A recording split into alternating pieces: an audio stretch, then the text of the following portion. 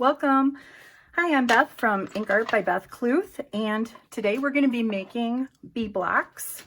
These are little blocks that I started to make last summer. My husband and I were first-time beekeepers last summer. Well, he's the beekeeper and I'm his assistant. And we set up 2 hives, and all of a sudden I needed to do bee-inspired art. I just wanted to find something fun to do. I had some shows coming up and I wanted a smaller piece. And these are just so cute. So it's using a stencil and a stamp, so anybody can do this. And here are just a couple different variations. The main colors are yellow, honeycomb, butterscotch, anything in that yellow, golden yellow family. But then I did add some with like wild plum or a little bit of the blue, which then turned into green. And then, of course, I do use a little bit of the rich gold. I thought that, added a little bit of interest. Peach Bellini. Just the sky's the limit in terms of what colors you can use and the different tools that you can use. Not everybody's going to have the stencil, so I'm also going to show how to use bubble wrap to do a similar technique. All right, so to get started, I am going to use, I need to get a new little block.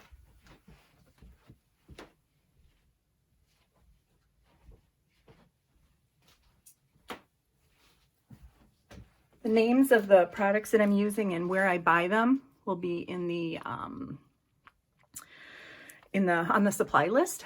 So this is a Da Vinci Pro Panels Ultra Smooth Gesso panel, just 3 by 3 inches, 3/4 inch thickness. And I get this at Jerry's Artarama. So I'm gonna open this up. It's a gessoed surface, so it is not super, I mean, it's smooth. They call it ultra smooth, but it still has a little bit of a tooth to it. It's not perfectly smooth. So what we're gonna do is I bought this stencil. The stencil actually came like this. It had the bee on the top, the stencil part on the bottom. I cut it apart, and actually for these smaller pieces, I actually cut it into, the bottom part I cut into, I think 4 or 6 different pieces, so that I would have a smaller piece to place on my panel. So that seems to work a little bit better. So I'm going to put this on. I like to skew it just a tad. And again, my main colors will use some honeycomb, of course. And I just squirt it on here. And some sunshine yellow. Because you do want to have, a little bit of contrast. And you'll notice the ink is going underneath the stencil. That's fine. It's the drying of the ink with the stencil on it that creates the pattern. I'll put a little butterscotch for darkness. Add a little peach Bellini. You get a little bit of a rose color in there. Again, I think all those things add interest. And I'm going to just tap with my finger just to get all the weight covered. And you'll notice my stencil was dirty. I don't clean them for this process, because whatever was on there, it could help to, I don't know, it just mixes what I'm doing, and you get a lot of good results from it. Also, it doesn't matter if it's completely on there or not. It's very organic. So now I'm going to add, I think I'm going to add a little bit of, I'll just add wild plum over here. It's going to spread out. And then a lot of times just adding that extra little yellow makes that ink pool within each one of those openings. And then I like to use rich gold. It really does give it, a lot of interest. And I'll just place it in a couple openings, maybe sometimes just one. I think that's very intriguing when it's just in one little opening. Let's make sure it doesn't come flying out.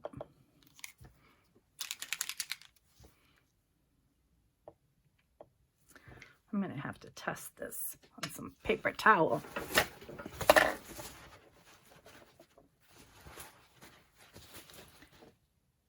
There we go.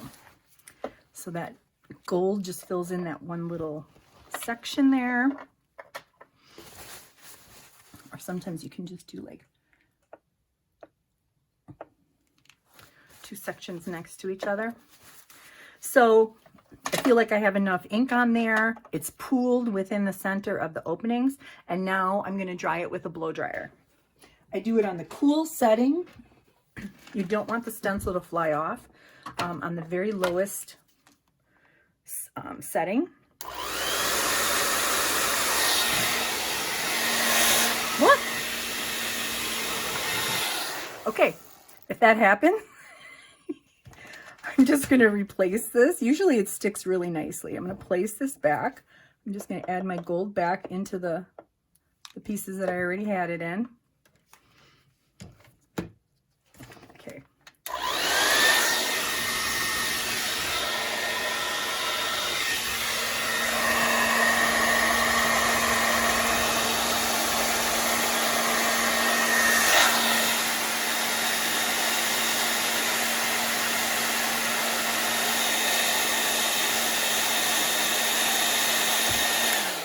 Okay, I didn't speed that up just so you could see how quickly it really does dry. But I'm going to have the blow dryer handy so that when I pick up the stencil, there'll still be a little bit of wetness underneath the edges of the stencil.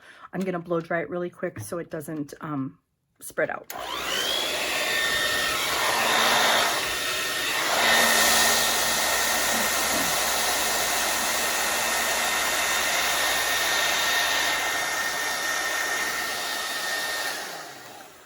Okay, so considering I had that whoopsie with the stencil before I did it, I think it still turned out, I mean, you can see the pattern. I'm going to put that aside right now, and I am going to try one on ceramic tile. So I've done 2 on ceramic tile. This is using the stencil, and as you can see, the stencil is very distinct. The edges are very crisp, and that's because the ceramic tile is so smooth. And this is a little bit more textured. And then I'm going to also try it on one of these hardcore art panels from Ranger, and this happens to be the hexagon, so I thought that would be cute, picking up on the hexagon of the honeycomb. So I'm going to try it on one of those panels. This is one that I did on the panel there. So I think first I'm going to try the tile. So let me tile quick.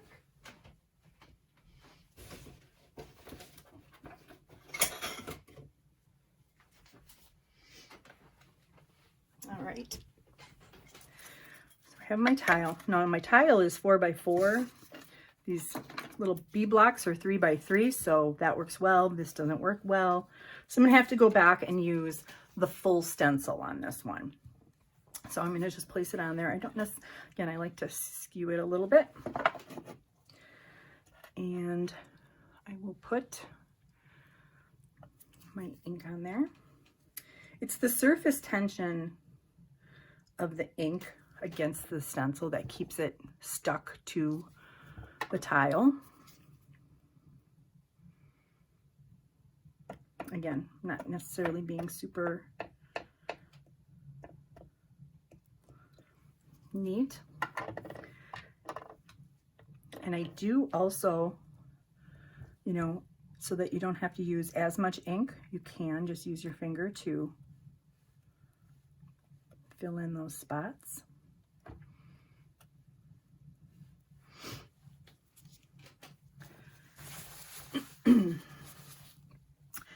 And then I think on this one I'm going to go in, I really like Peach Bellini, has sort of a rosy color.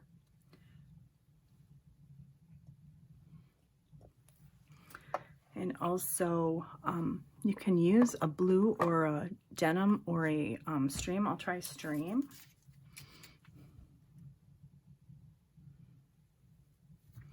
Have that sort of just spread out into those segments right there.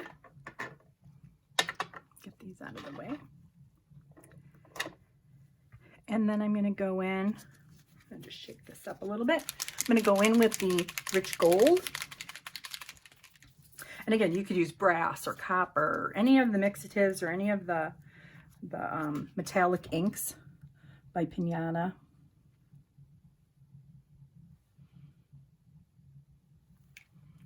So I have 3 down here, 2 up there. All right, now we're going to blow dry. I'm going to try to keep the stencil on the tile. Again, usually the surface tension really works. What also works, and it's harder for me to show you now, is if I do it straight down, it really helps to keep it on. When I'm doing this so that the camera can see the tile, I'm pushing the inks to the side, and that can sometimes take the stencil off. So if you're at home doing this, you just want to, you can blow dry it straight up and down. This is also a little bit more, this hair dryer is a little stronger than the other one that I have, but this is what I have right now. Another thing you can do is let this just sit for a while and not blow dry it right away. Just blow dry what's still wet after maybe 20 minutes or 15 minutes or so. And that really helps because the stencil starts to adhere to the tile, again, keeping it from blowing around. But for the sake of time, I'm going to blow dry this. So I'm just going to, for safety's sake, I'm just going to put my finger right here.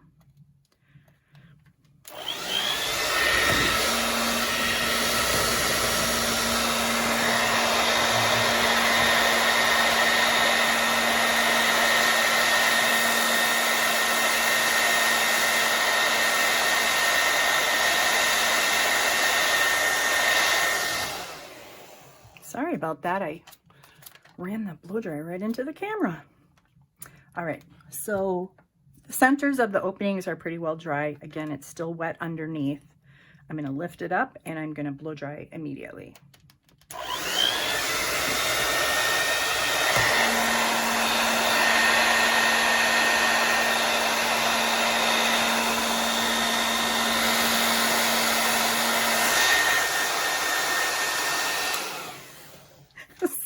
I really have to get better about using tools up here where my camera is suspended.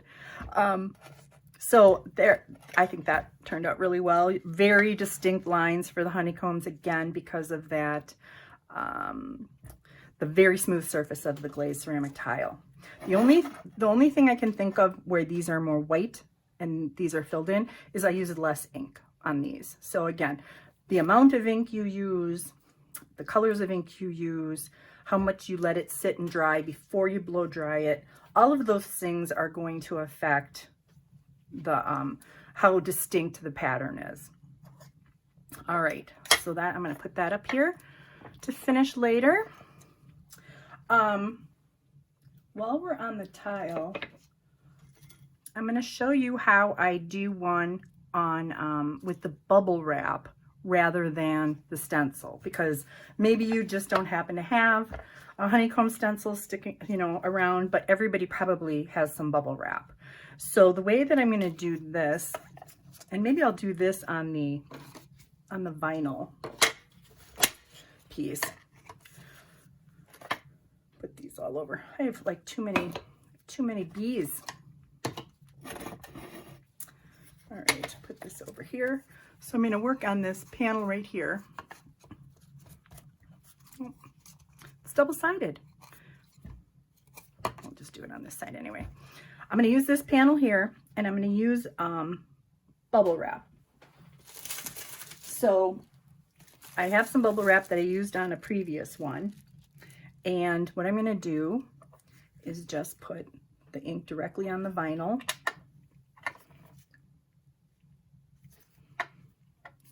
Yellow.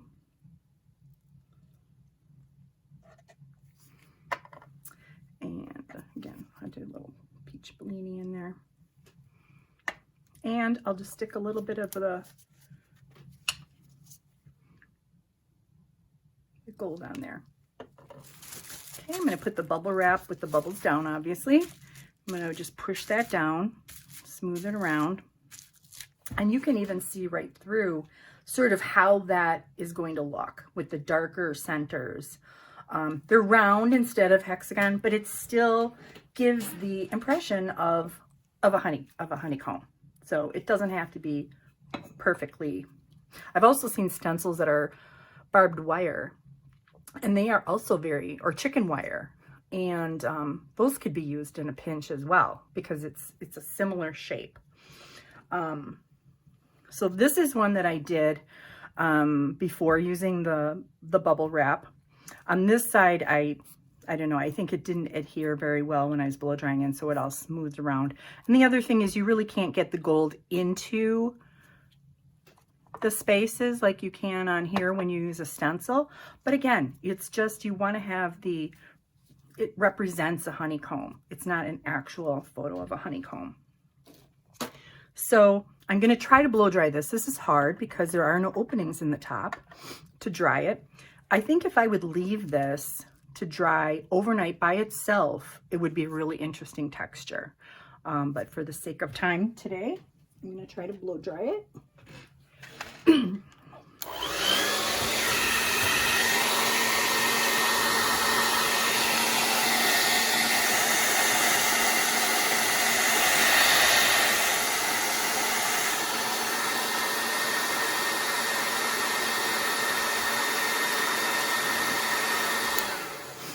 You'll see me sort of blow underneath and then push it back down. I'm just trying to get those edges.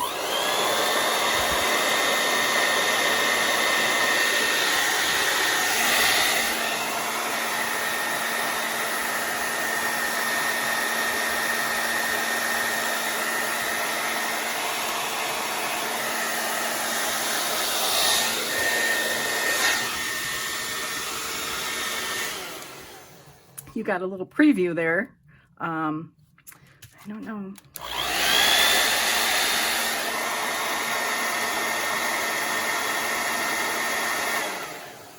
Okay, I'm gonna try this now. We'll see how much it spreads. Oh.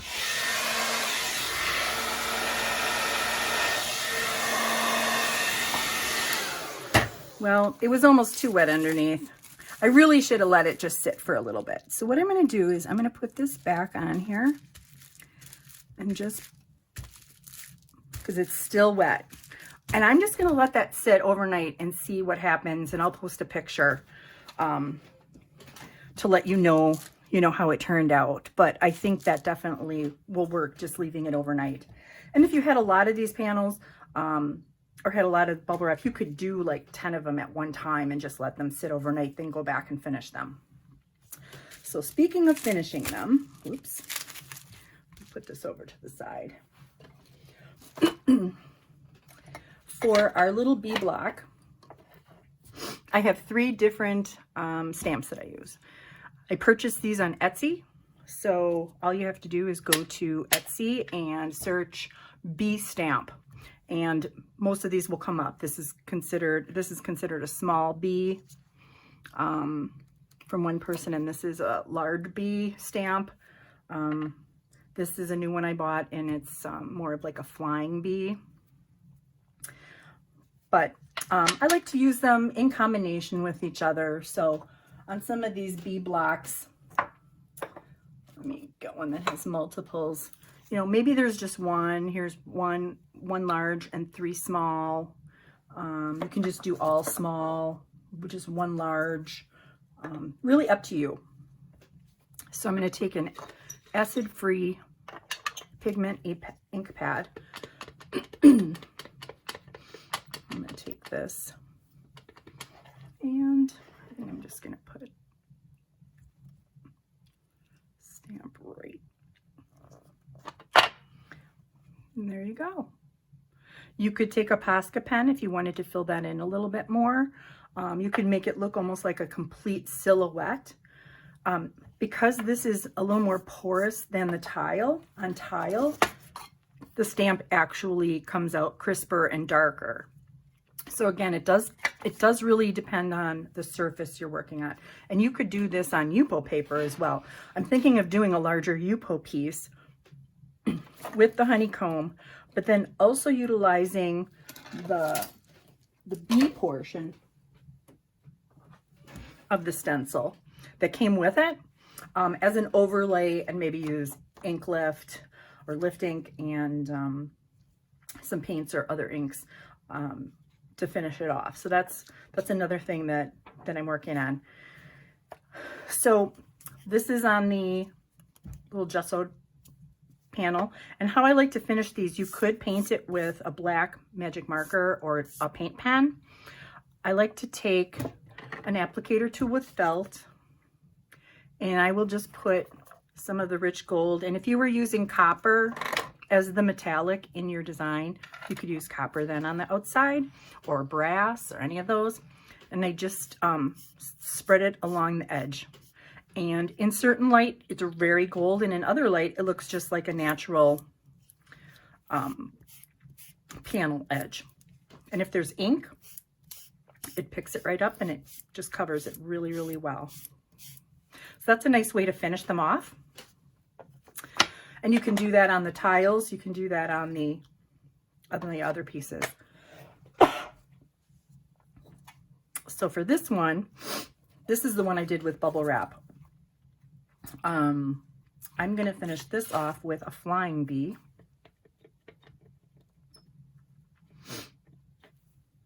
Put it in here. There, that's super cute. And the bee stamps, these are sort of a little more realistic ones, but they have very whimsical ones you could get. But in a lot of different sizes. So on this one, I'm going to do a combination of a big bee and a couple small bees.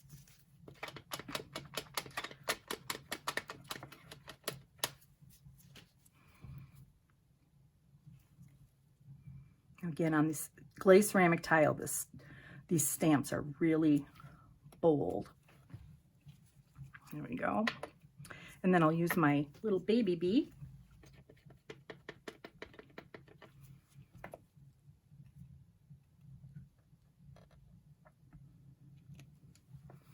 Maybe another little baby bee down here.